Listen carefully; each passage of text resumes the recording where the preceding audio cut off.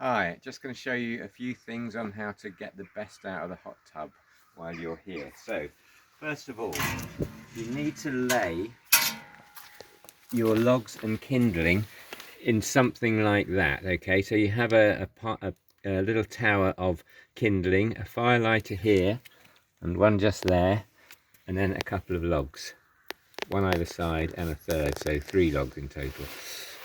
You've got long handled matches in the shepherd's hut in the kitchen drawer.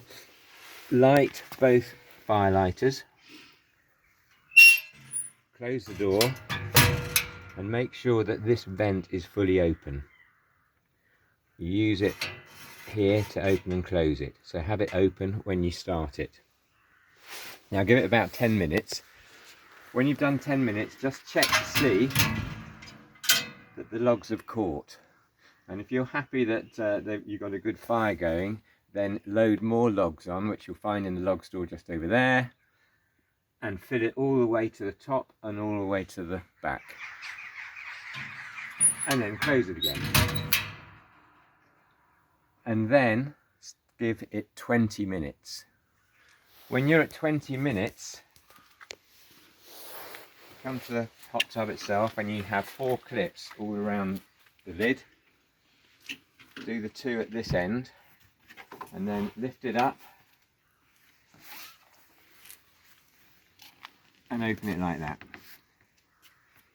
You can then give the water a stir using this, because you want to get the temperature of the water even, because obviously you're going to have hot on the top and cold on the bottom. Once you've done that, check the temperature. You've got a floating temperature here, the thermometer.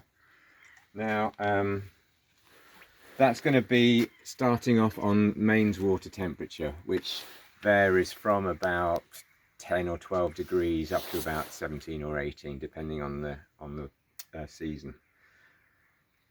So check the temperature. You've stirred it, you've done 20 minutes. Top up with logs and give it another 20 minutes. Check the temperature, and you keep doing that every 20 minutes. So 20 is a magic number, okay? And when the temperature gets to 20 degrees, then put 1 lot of logs in the burner again, so it's topped up,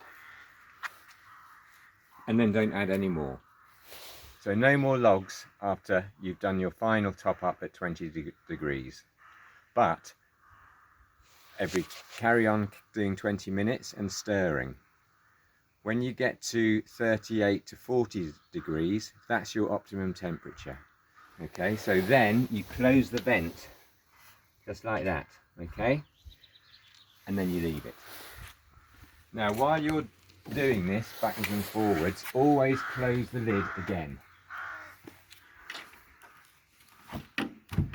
Okay, so when you're ready to get into the hot tub, open it, unclip here and here, and fold this collar up,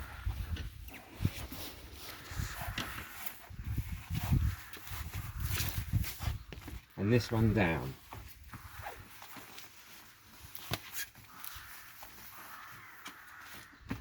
Okay, you can then easily pick this up like this and then just put it over and put it on top of the cushion case. That way it won't get scratched because it's on a nice flat surface.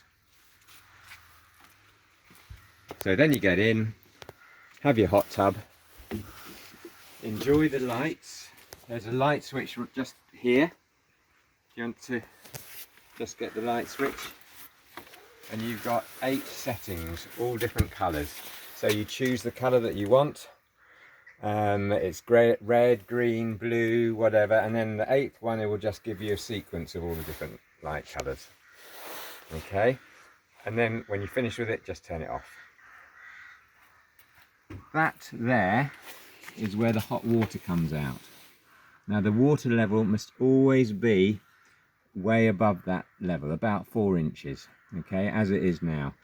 If for some reason the water drops to approaching that level, stop using the burner, just close the vent off and top up with water from the hose pipe there. It's very dangerous if it gets below that. It won't happen, but just so that you know, it's important not to let it happen. Okay.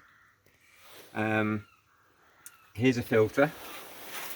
We run that most days for a couple of hours. We'll do it when you're not in, we can tell that you're in because if you look at the gate there, which is open, when you go out, leave it open like that on the hook and eye, and when you're in, close it, and that way we know whether you're in or out.